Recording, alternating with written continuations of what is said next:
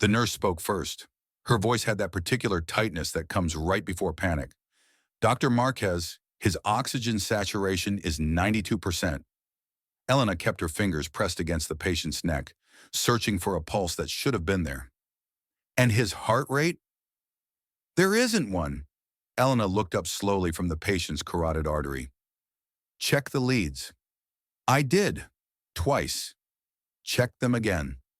The nurse's hands moved across the monitor connections, but her eyes never left Elena's face.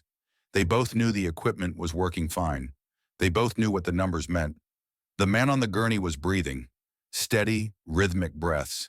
His chest rose and fell like he was sleeping peacefully. But according to every monitor in the trauma bay, his heart had stopped completely. Doctor? The nurse's voice was quieter now, almost afraid. What do we do? Elena's mind raced through possibilities. Equipment malfunction, sensor error, some bizarre arrhythmia her machines couldn't detect. But his skin was warm under her gloved fingers. His color was good. And those eyes, half open beneath swollen lids, seemed to be watching her. A paramedic stepped forward, holding out a plastic evidence bag. Doc, we found something in his jacket. Thought you should see it. Elena took the bag without looking away from the patient. She unzipped it and pulled out a hospital ID badge. St. Augustine's Hospital, Emergency Medicine Department. The photo showed her face, or something close to her face. Same bone structure, same dark eyes, same scar above the left eyebrow from when she'd fallen off her bike at age 7. But this woman looked 20 years older. Gray streaked through her hair, deep lines carved into her face, eyes that had seen too much. The expiration date was printed clearly at the bottom, October 3rd, 2025, 3 days from now. Is that yours? The paramedic asked. Elena couldn't answer. Her voice had stopped working. Behind her, every monitor in the room erupted at once. The flatline transformed into chaos, heart rate spiking to 140, blood pressure climbing, the impossible patient suddenly very much alive. Elena spun around. His eyes were wide open now, fixed directly on her face. His lips moved behind the oxygen mask. She leaned closer to hear. You're late, doctor. The words were barely a whisper, but they hit her like a physical blow. What did you say? His cracked lips pulled into something that might have been a smile. You were supposed to find me yesterday. Every person in that trauma bay had frozen. No one moved. No one breathed. Elena felt the floor tilt beneath her feet. How do you know? But the patient's eyes rolled back. His body went rigid. The monitors screamed a different alarm now. He's seizing, the nurse shouted. Doctor, what do we do? Elena's training kicked in automatically. 2 milligrams Ativan, IV push, get me a CT scan, and prep OR2. Move! The trauma team exploded into motion, but as they rushed the patient toward the elevator, Elena stood alone holding that impossible ID badge. Her hands were shaking. She told herself it was just adrenaline. 4 hours into the surgery, Elena's hands had finally stopped trembling. The patient's injuries were severe but manageable.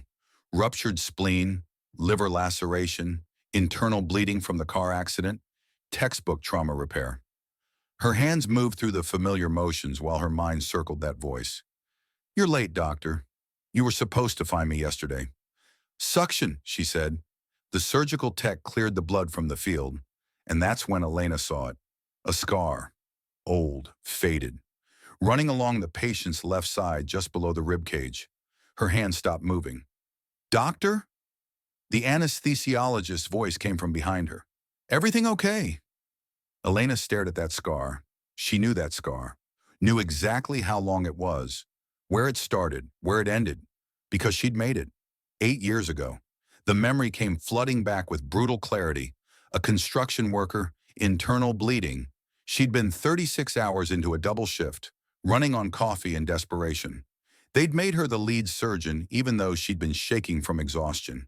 She'd nicked the hepatic artery. Blood everywhere. Senior surgeons rushing in. The patient coding. 11 minutes of CPR before they'd brought him back. The hospital had buried it, called it complications from the original trauma. Protected her because she was young and promising, and they couldn't afford another lawsuit. She'd never looked at his name on the chart, couldn't bear to know who she'd almost killed. Dr. Marquez? The anesthesiologist again, more concerned now. Do you need someone to take over? No. Elena's voice came out steady, even though her heart was hammering. Retractor. She forced her eyes to the patient's face, studied the shape of his jaw beneath the bruises, the small scar near his temple from where his head had hit the pavement 8 years ago. Can someone hand me his chart? She asked. A nurse clipped it to the surgical light where Elena could see. Patient name, Daniel Marcus Ross. Age, 38. The room seemed to tilt sideways. Doctor, his pressure's dropping, the anesthesiologist said. 70/40. Elena blinked hard, focused. Hang 2 units, O negative. I need to find the bleeder. Her hands moved faster now. Professional. Efficient. But inside, her mind was screaming. This was him. The man she'd killed for 11 minutes. The mistake she'd spent 8 years trying to bury under perfect surgeries and flawless technique. And somehow, impossibly, fate had put him back on her table. Found it, she said, clamping the damaged vessel. Starting repair. As she sutured, one of the surgical techs spoke up. Dr. Marquez, have you worked on this patient before? His chart says he was here 8 years ago. Same hospital. Same department. Elena's hands didn't pause, but her voice came out quieter. I don't remember. It wasn't quite a lie. She'd spent 8 years trying not to remember. Weird coincidence, though, the tech continued. 2 major traumas, 8 years apart, same surgeon both times. What are the odds? No one answered. The only sound was the steady beep of monitors and the quiet hiss of the ventilator. Elena finished the final suture and stepped back. Close him up. I'll check on him in recovery. She walked out of the OR before anyone could see her hands start shaking again. For 3 days, Elena watched Daniel Ross sleep.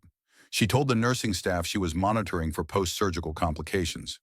They didn't question it. Dr. Marquez was known for being thorough with her patients.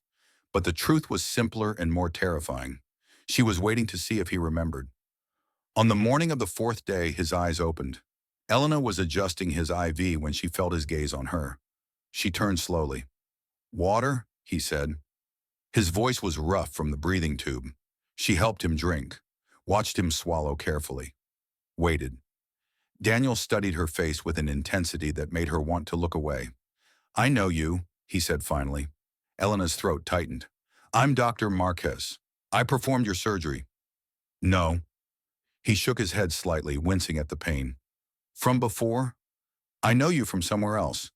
She set down the water cup. Her hand was steady. Her voice was steady. Everything about her was carefully, deliberately steady. You were in a serious accident, Mr. Ross. Sometimes head trauma can create feelings of, not from the accident. His eyes never left hers. This is older. Like I've been dreaming about your face for years, but I can't remember why. The words hung between them. Elena should have walked away, should have said something professional about memory and brain injuries, and given him time to rest. But guilt is a living thing, and it had been clawing at her throat for 8 years. 8 years ago, she said quietly, you were brought to this hospital with internal bleeding. Daniel's hand moved instinctively to his chest. I died. For 11 minutes. Silence. The monitors beeped their steady rhythm. Somewhere down the hall, a phone rang. I remember the dark, Daniel said. His voice was distant, like he was speaking from somewhere far away. And the cold. It felt like drowning in black water. Then light. Pain. Coming back felt like being born through fire. Elena's vision blurred. Mr. Ross, I need to tell you something. You were my surgeon. It wasn't a question. Yes. And something went wrong. Elena's carefully constructed composure cracked. I was exhausted. 36 hours awake. I shouldn't have been operating.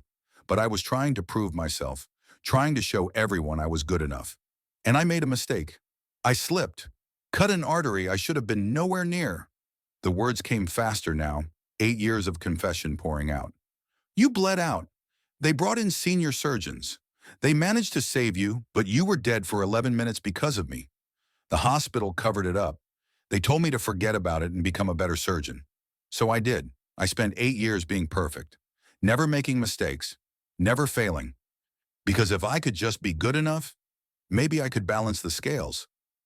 She looked up at him through tears she had no right to cry. And now you're back, on my table again. I don't know if that's mercy or punishment, but I had to tell you the truth. Daniel was quiet for a long time. The silence stretched until Elena thought she might break from the weight of it. Then he spoke. His voice was soft but certain. Do you know what I did after the accident? After I came back? Elena shook her head. I couldn't work construction anymore. The recovery took too long. I lost my job, my apartment. My fiancée left because she couldn't handle the medical bills. I was so angry at God, at fate, at whoever decided I should live but take everything from me. He shifted in the bed, grimacing. I ended up volunteering at a community clinic because I had nothing else to do. Started helping people who had less than I did. And slowly, over months and years, I found something I'd never had before. Purpose, real purpose. Not just existing, but mattering. His eyes found hers. If you hadn't made that mistake, I'd probably still be laying concrete and drinking myself numb every night. I never would have found the work that actually saved my life. So maybe your mistake wasn't an ending. Maybe it was a beginning I didn't know I needed. Elena was crying openly now. Don't absolve me. I don't deserve... Neither do I, Daniel interrupted gently. I don't deserve this second chance. But here we are, both of us given more time than we were promised. He reached out. His hand found hers. I forgive you. I forgave you before I even knew there was something to forgive. Elena collapsed into the chair beside his bed. 8 years of guilt released in shaking sobs, and Daniel held her hand through all of it. Two survivors connected by 11 minutes of darkness and 8 years of light. 2 weeks later, Dr. Rashida Okonkwo found Elena in the hospital cafeteria.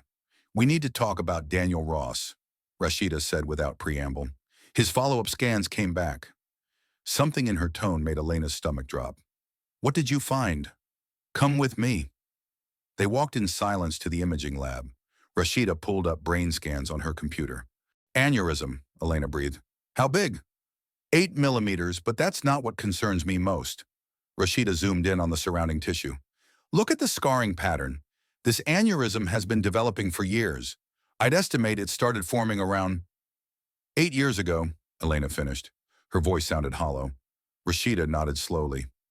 Prolonged oxygen deprivation during cardiac arrest can cause weakness in arterial walls. It's rare, but it happens. Elena stared at the scan.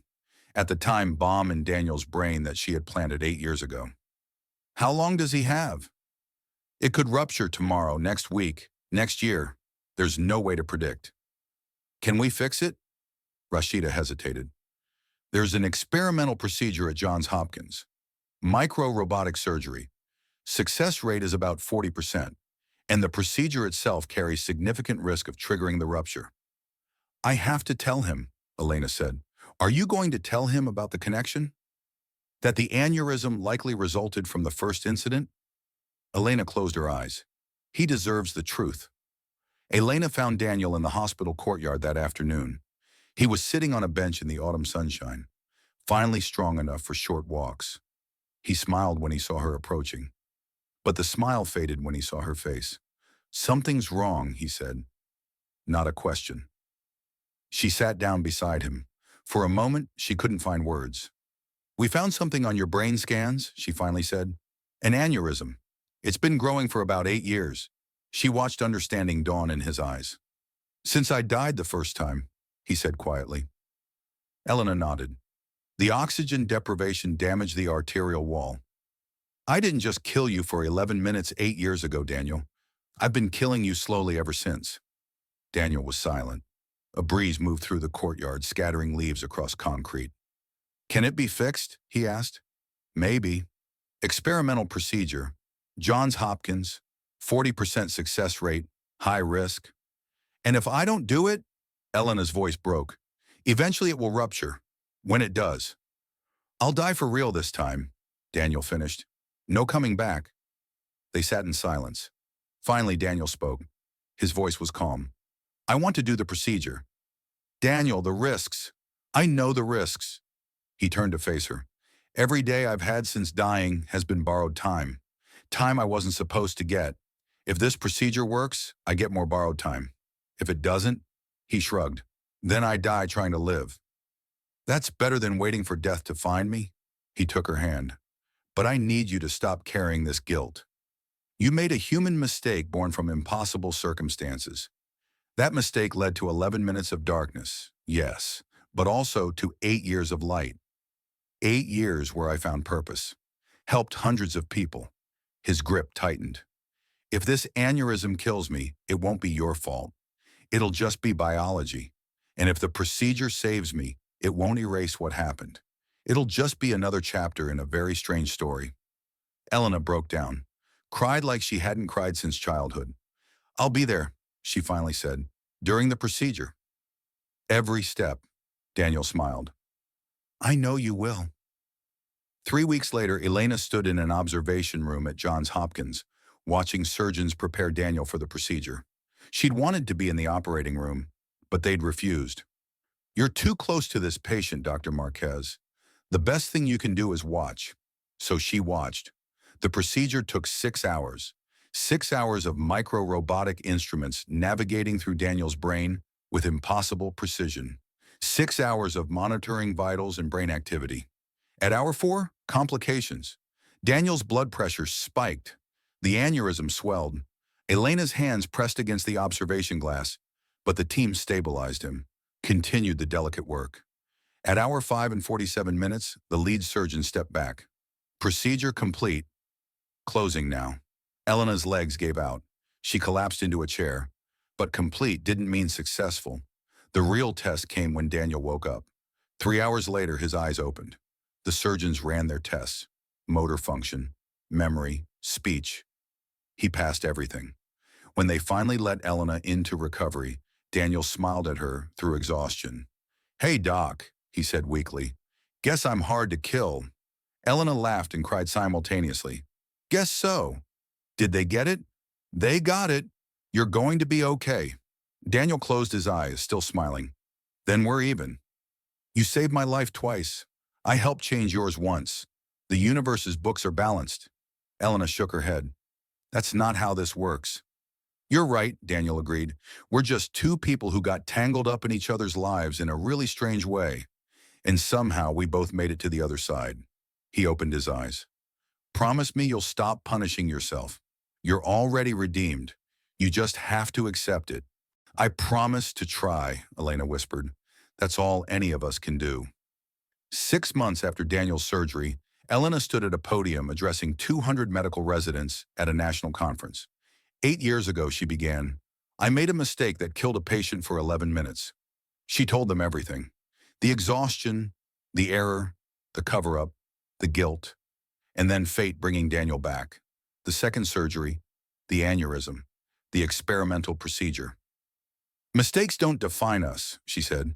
How we respond to them does. And sometimes karma isn't about punishment. Sometimes it's about giving us the opportunity to make things right. When she finished, the room stood and applauded. Daniel was waiting at the bottom of the steps. He'd insisted on coming to support her. You did it, he said, hugging her. Now hundreds of young doctors won't carry their mistakes alone like you did. We did it, Elena corrected. This was always both our stories. They walked out into bright afternoon sunshine. Their futures stretched ahead, uncertain, unwritten, full of possibility. Elena had learned you can't outrun karma, can't perfect away guilt, can't earn redemption through excellence alone, but you can tell the truth, accept forgiveness, forgive yourself. And sometimes, if you're lucky, you get a second chance. Not because you deserve it. Elena blinked. The woman was gone.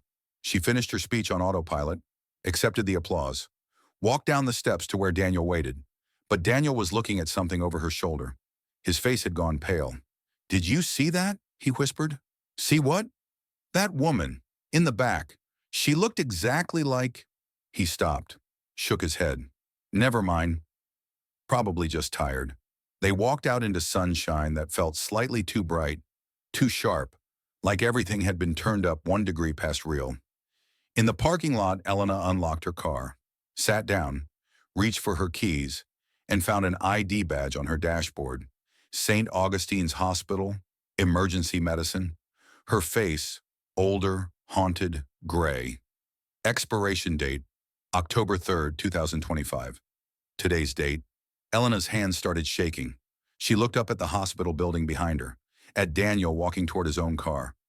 Everything felt wrong, like she was watching a movie that was slightly out of sync. Her phone rang, unknown number. She answered. Hello? Silence. Then breathing. Then a voice that sounded exactly like hers but older, exhausted. You're running out of time, doctor. Who is this? You know who this is. You've known since the moment you saw that badge, since the moment Daniel said those words. Elena's heart pounded. What words? You're late, doctor. You were supposed to find me yesterday. The line went dead. Elena sat in her car, hands trembling on the steering wheel, and slowly, piece by piece, another memory surfaced. Not Daniel's accident, not the first surgery 8 years ago, her own accident. 3 days ago, October 1st, she'd been driving home from the hospital, another 36-hour shift. So tired, too tired, she'd seen the headlights too late, felt the impact, felt the darkness, and then light, pain, a voice saying, we have a pulse. She's back. Elena looked down at her hands, at the steering wheel, at the hospital in her rearview mirror. Everything looked real, felt real, but something was wrong, like she was walking through a dream that didn't quite know it was a dream. Her phone buzzed. A text from Daniel. Coffee tomorrow? Need to talk to you about something strange. Elena typed back, what kind of strange? 3 dots appeared, disappeared, appeared again. I keep having these memories that don't make sense. Like I've lived through this before. Like we've had this same conversation multiple times and I keep forgetting. Do you ever feel like that? Elena stared at the message, looked at the badge on her dashboard with today's date, thought about Daniel's words in the trauma bay. You were supposed to find me yesterday. And slowly, terribly, she understood. This wasn't her second chance at redemption. This was her 11 minutes. She was still on that operating table 8 years ago, still dying, still trapped in the space between heartbeats while her brain created an elaborate story to make sense of the darkness. A story where she got to save the man she killed, where she got forgiveness, where karma gave her redemption. But it wasn't real. None of it was real. Elena looked at her phone, at Daniel's message asking about memories that didn't make sense. She could text back, could keep living in this beautiful lie, could spend whatever time she had left in this dream world where she got her happy ending. Or she could wake up to reality, to consequences, to a life where she never got to make things right. Her fingers hovered over the keyboard. The ID badge on her dashboard seemed to pulse with light, and in the distance, she heard the sound of a flat line slowly fading back to a heartbeat. Someone was bringing her back. Elena closed her eyes and chose to wake up.